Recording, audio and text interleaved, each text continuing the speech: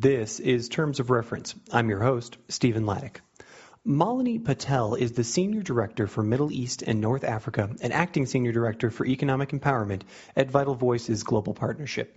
With 20 years of international development experience, Malini has led teams globally in Europe, the Caucasus, Africa, the Middle East, Latin America, and the Pacific. And Malini has overseen technical programs in SME and MAGE growth, community development, democracy and governance, advocacy, local and regional economic development, microfinance, and organizational development globally. Prior to joining Vital Voices, Malini worked at numerous nonprofit, for-profit, educational, and government entities, including CHF International, which is now Global Communities, and the Peace Corps. Malini received her Bachelor of Arts degree from the University of Michigan and her Master's in Public Administration from the New York University's Wagner Graduate School of Public Service. I spoke with her at her office in Washington, D.C. Hi there, Malini. Thank you so much for being on the Terms of Reference podcast today. Thank you very much for taking the time. Thank you. Let's start out by talking about Vital Voices and your job at Vital Voices. What is it? Can you tell us exactly what it is that you do and how you contribute to Vital Voices? Sure. I'll start with a little bit about Vital Voices. It's an organization that focuses its efforts on working with and supporting women leaders. It started as an initiative within the State Department called the Democracy Initiative, and actually that was incubated in the State Department after the 1995 Beijing Conference on Women. And women really called for an organization that supported women leaders. And it spun out of the State Department as an independent, non-governmental organization in the late 90s. And since then has been working with this group to support them and really move the needle. As you know, there are massive gender gaps around the world. The three areas we focus on are economic empowerment and entrepreneurship, political and public life, and human rights, specifically violence against women and all forms of violence against women. And we picked those areas because that's where the greatest global gender gaps are, and they continue to be. So a lot of reports come out and we see progress in health, we see progress in education, but we really don't see progress in these areas, and that's where we're focusing. We have a different model than most organizations that I think may be interesting for your listeners. We don't have offices anywhere in the world except in Washington, D.C., and we work directly with women who lead either businesses or nonprofit organizations or are in political power who really are passionate about change, and we look really at their leadership principles, and we define that in a specific way I can talk about a little bit more later. My role at the organization, I'm the Senior Director of Middle East and North Africa, and we work with women across the region in North Africa, the Levant, as well as the Gulf. I was also, for the last 2 years, year and a half, the Senior Director for Economic Empowerment and Entrepreneurship, so I can speak to both. Tell me, in the three areas that you described, how do you measure progress? Because you were emphasizing that those are the areas you don't see progress in. How are you measuring it? So what we have done over the last 5 years is we have created impact frameworks within the organization in those three technical areas. And we're looking at the woman leader. So I'll give you the example of the economic empowerment framework. We look at the woman leader, her vehicle for change, for in this case is a business, and then the enabling environment. And that's similar for all three of our technical areas. We also track three very core pieces of methodology in all of these programs, which are leadership development, the impact of mentoring, as well as the impact of networks. One thing we know across the world is women have less access to networks globally, and we're really trying to change that. So we track all of them. We have a set of indicators that we follow up on, and hopefully we will see progress as time goes on. In the economic empowerment space, we have been working in that space for a long time with business women's associations as well as business leaders. 2 years ago, we decided to take everything we've learned over the last 10 to 15 years and really take a hard look at where is there the largest gap for women and where can we as Vital Voices be effective in providing support. And we decided to hone in on the growth of small and medium enterprises. And so we also then updated our M&E system to track that, not only in terms of making sure it's still aligned to our impact framework, but also the actual system of how are we collecting data, what does that data look like, and ensuring that year over year we update that based on our learnings, internal learnings. So you've been around for less than 20 years. Has there been a particular movement of the needle either in one or all of these topic areas that you sort of hang your hat on right now? There has been. There's been a recognition. For example, there's a much larger recognition globally of these three areas, and people are actually talking about them now. And new research is coming out. We're not fundamentally a research institution, but where we can push the agenda to ensure that the data is there, that is it's collected, we will. So we are seeing a lot more research out there that didn't exist before. We are seeing more women's organizations in this space. We are seeing players that weren't in the space before, corporations, and even governments who weren't focused on these areas as it relates to women. So yes, we've seen progress. Is there a lot of work we still need to do together as a community? Yes, a lot of work still needs to be done. Do you ever get overwhelmed? Always, but I am very passionate about this issue. So, my history, I've worked in the international development, humanitarian assistance and development industry for a long time.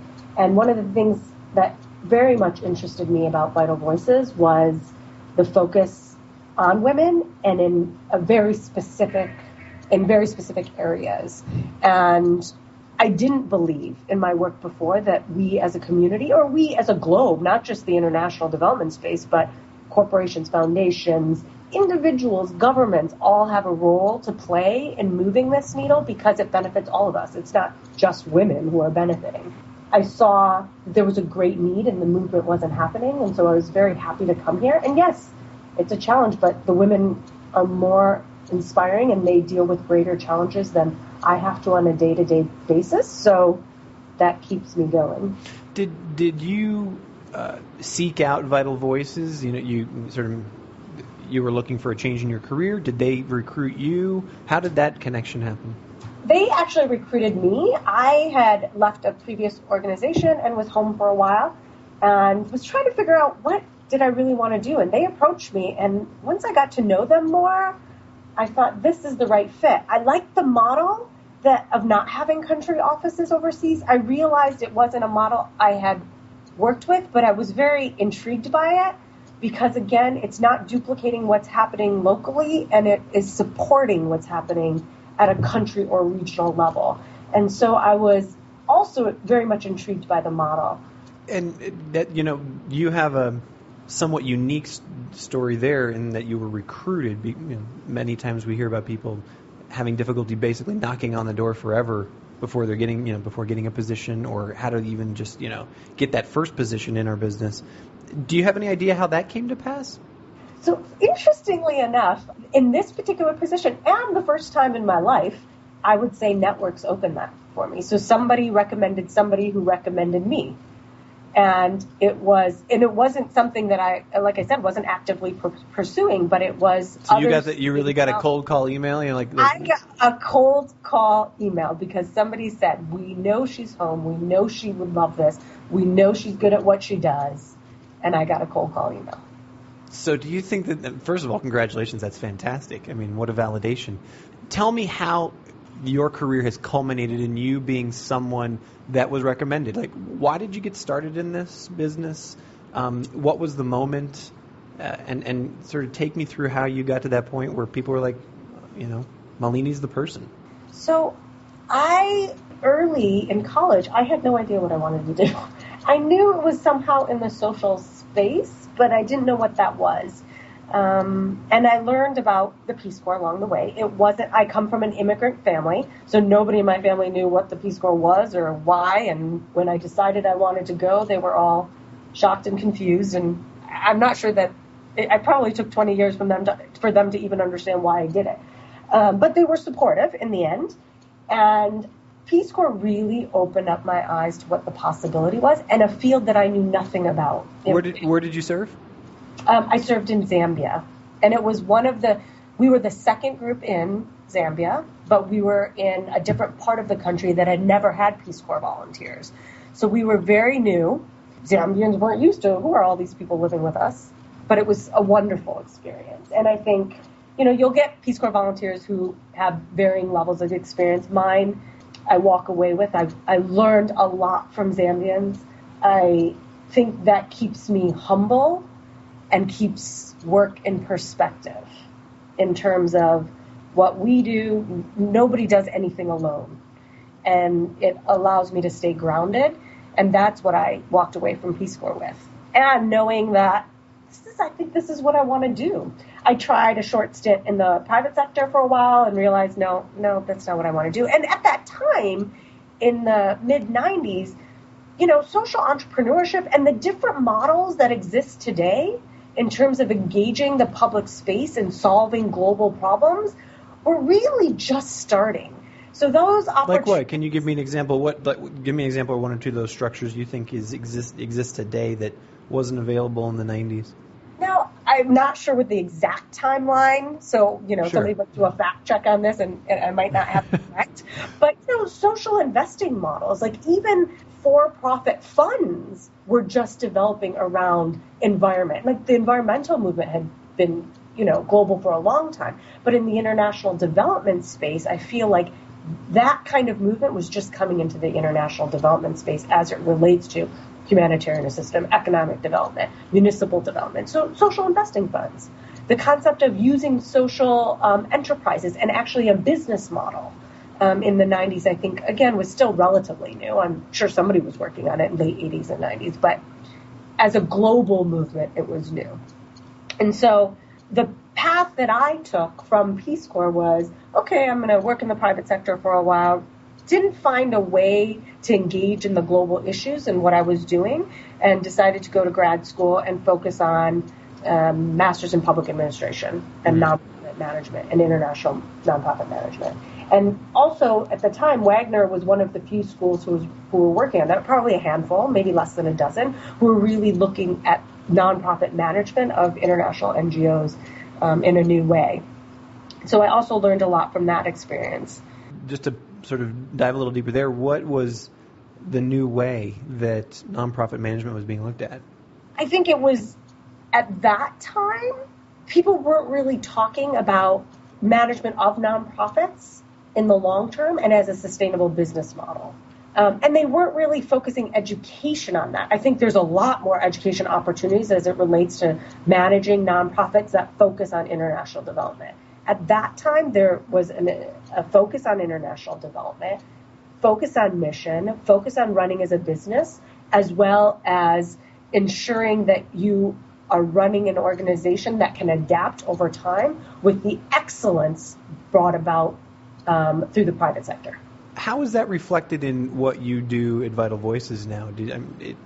How is that reflected in your management structure, your org structure, the types of reporting you need to do to donors or funders?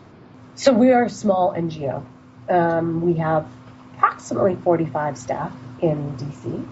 We are small in budget we're under 15 million compared to others out there. And so we also face a number of the challenges that startups face. And creating the systems has been a challenge for the organization. So in my role, I'm also not only designing programs, creating partnerships, pursuing new business, but also thinking critically about how do we create the right systems to deliver on the mission we want to deliver.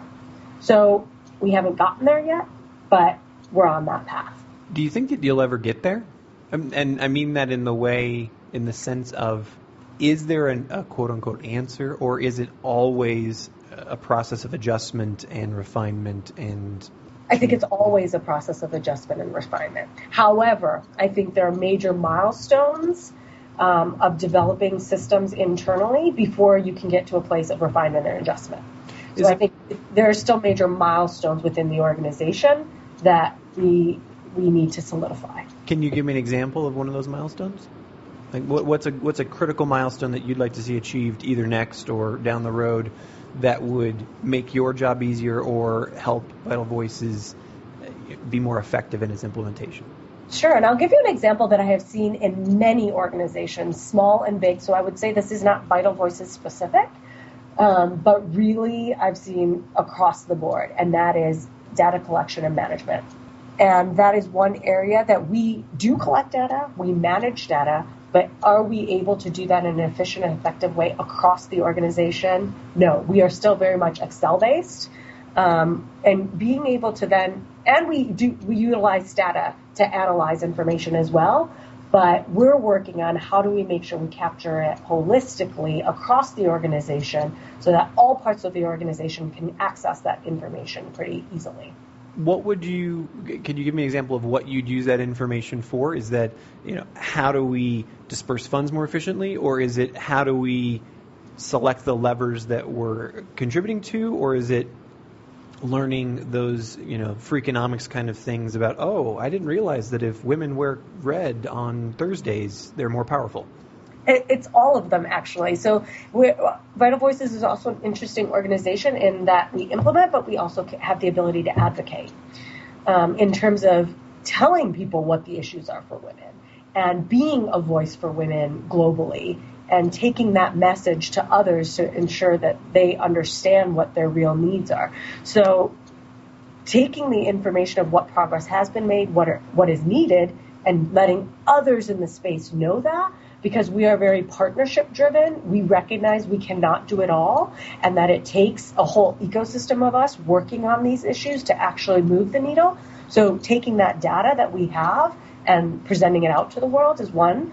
Internally is also very important because as we continue to run the programs that we have, we want to make sure that they're adjusting, we're learning from them, we are improving on them to move the needle. So I would say all of it.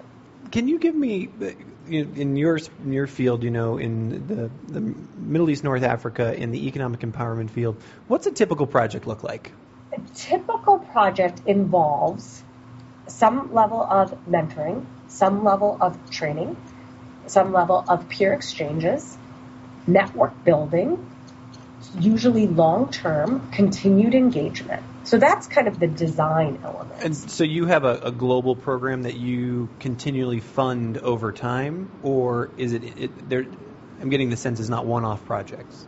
What we're trying to do is ensure that we have programs that we continually fund over time. There are still a few that are one-off, but I'll give you the example of the economic empowerment portfolio. Like I said before, it's focused on growing women-owned businesses, and we really looked at what women need in that space. So the portfolio includes 6 different interventions, and our goal on that is to fund and support those interventions over the long term. And we'll see in 5 and 10 years, did we actually make a difference in that space? And those interventions, one is a year-long fellowship, and then we track women over time in the growth of their business. It's a partnership with Harvard Business Publishing, and so there's an e-learning component as well as a face-to-face, as well as one-on-one technical assistance based on business growth goals. We hope to continue that for 5 to 10 years, continue learning, continue improving, and not end with any particular donor.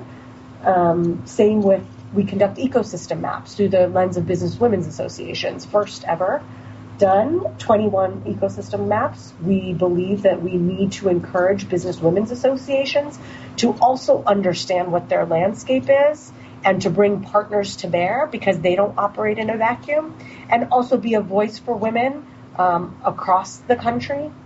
Again, continued funding, not stopped, not project to project, but really looking at the interventions in the long term to make change. And when you say across the country, you mean the country that they live in? Or? The country that they live in. So when we, for example, conducted ecosystem maps in 21 countries, we conduct those in partnerships with Business Women's Associations that exist and support women in those countries. And our support to them is to understand what does their ecosystem look like in supporting business women's owners, not only from a growth perspective, from an advocacy perspective, from a positioning perspective, role models, networks, the whole gamut, and then helping them ensure that they're bringing partners to bear to that and not operating in a vacuum. Give me a sense of what you mean by you are able to be both an implementer and an advocate. And you've spoken about that in a number of different ways here just over the last few minutes.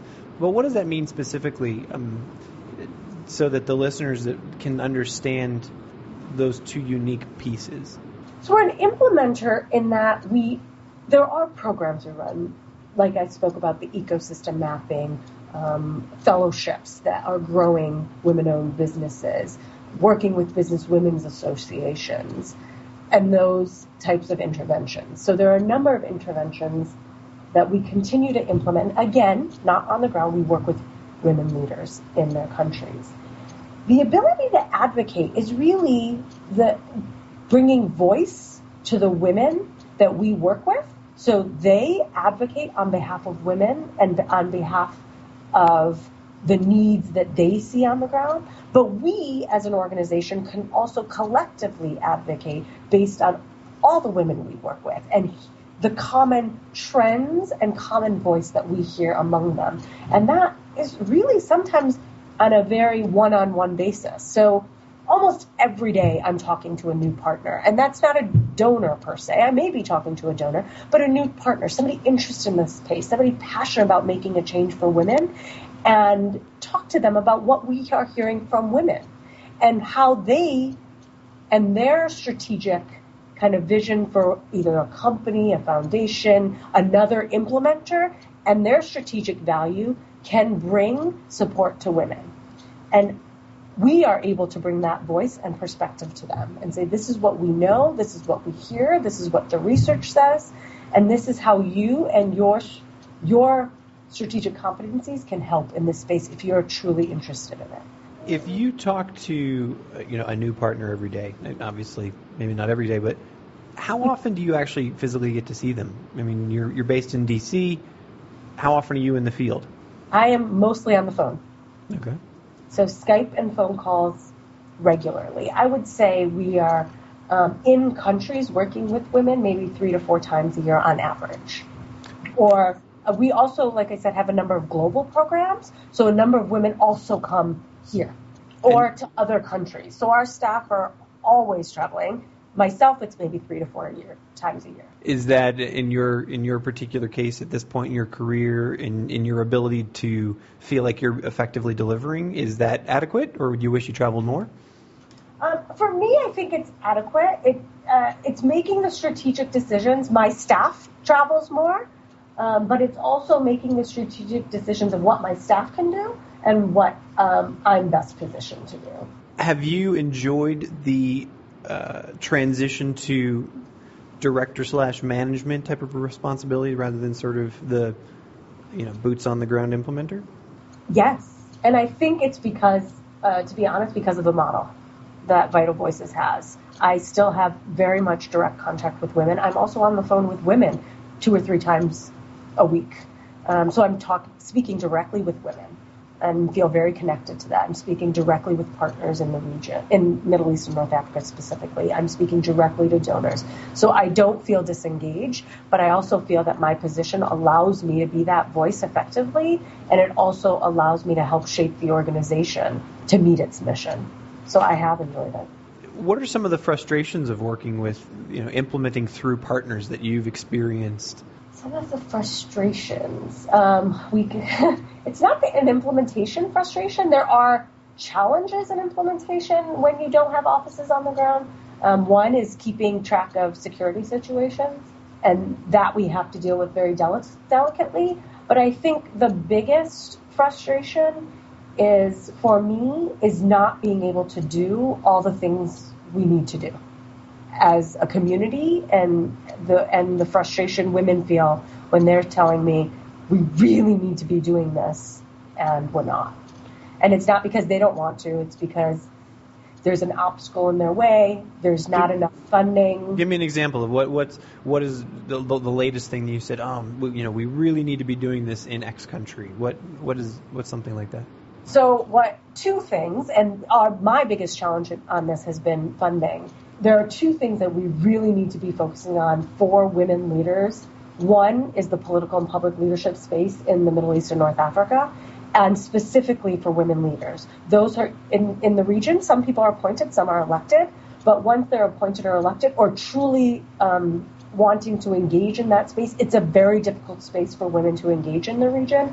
And we need to support them, network them, support them, provide guidance, engage on peer learning opportunities, allow for technical assistance. And we are not doing that. And another space is human rights, and specifically the violence against women space. Violence against women has increased drastically in the region. There are a number of laws that are, trying to get passed that take countries backwards. And so I think my particular challenges that I see in this space is there's a lot of discussion and support on gender mainstreaming. And while that is important, I do not believe it is enough. I believe there needs to be a greater investment in women leaders to be able to actually make change. And I think you need to have both. And what I'm not seeing is that investment in women leaders in that space. Investment by whom? By donors. And would that be investment through organizations like yours, through local women's business associations, or what's the most effective way for a donor to contribute? I think both. We very much support local business women's associations, women-owned NGOs getting direct funding, but I do think there is value in funding coming through Vital Voices and our ability to provide the networks, technical assistance at a different from a different perspective, and our ability to bring them together and have a support system in the long term. And again, like I said, we really don't want to be project by project, 2 years and another 2 years you go on to something else. We're committed to this space and these particular areas. And so hopefully it's a home for women in that as well. What portion of your time is spent in the fundraising aspects? I would say partnership development probably takes up 25% of my time because we are really looking at collaboration and trying to ensure there's not duplication. Then probably another 10 to 15% specifically on fundraising. And I see those two pots as very important. It's not just about raising the money, which of course is very important to be able to achieve our mission. But we also see in a very important space to ensure that the players in it are not duplicating. And how do we ensure collaboration and allow what we do to fit into this space and what others do to also fit into the space but not overlap and be supportive of each other. And you're not talking specifically about the people that you fund. You're talking about other NGOs that are similar to Vital Voices. Correct. Can you give us, what's your competitive landscape look like right now? Who are the other players? Gosh, it has expanded drastically. So like I said, when we first started, there weren't that many women in the space. Now, women's organizations or organizations that are working on specifically women. That is, it's probably 200 organizations now. Okay. In the Middle East and North Africa, so types of organizations that we are trying to really closely work with. For example, OECD has the MENA Business Women's Forum. We are always in conversations with them to make sure that we're not overlapping. That's one example. We're just about to enter some conversations with the Arab League. We want to ensure we know what they're doing and they know what we're doing. We work with, we've talked with Synergos and Ashoka, all in the region. Endeavor is another one. We're in conversations with them all the time about how do we create pipelines so that Endeavor definitely does different things than we do, and then the organizations that focus on the micros do different things than we do. Again, we're in conversations with those as well. We're in conversations with those working on financing because it's very important for women, and so talking to OPIC about what are they doing, talking to implementing partners like Global Communities. They're entering the SME financing market and others who are in that space. So it's a really wide range. How do you, I'm not sure how to ask this question, the universe that you are talking about right now just becomes increasingly complex and large as, the conversation goes. Is there a way to manage that? Is there a way to really truly say, hey, we're doing this, you do that, let's not duplicate and overlap? Is it just a best guess? What are your insights on that? Oh gosh, I think I would say the global international development community, it's its biggest challenge. It's its own worst enemy? Yeah, I don't have the answer to that. However, from a very personal perspective, it is a little haphazard at this point.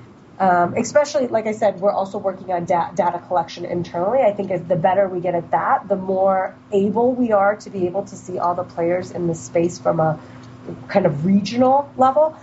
I mostly am managing that by the contacts I have, the notes I keep, the kind of own mapping that I do, knowing who's where and how, and trying to stay up on the research and the players. It's not as systematized as I think we would like. Our ecosystem mapping projects, on the other hand, which are at the country level, are systematized. And I think as we develop that out, we can also look at developing that out regionally with the other players in the space. Let's turn then to the systems you're talking about. You had mentioned earlier that you do a lot of data collection, but you're still, as you say, quote, an Excel-based organization. Two streams here. One is I'm interested in what kinds of technologies, either that you've developed in-house or otherwise that you use to manage and implement your programs. But then also, well, let's start there.